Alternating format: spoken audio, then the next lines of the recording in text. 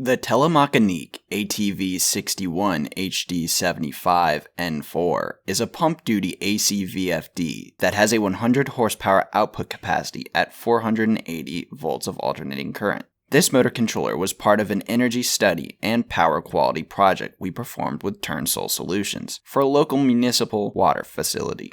This pump VFD was part of the recirculating system for the water as it was being treated for use in the city. This driver had shut down on numerous occasions, and we were tasked with evaluating its condition before they reinstalled it in the switchgear.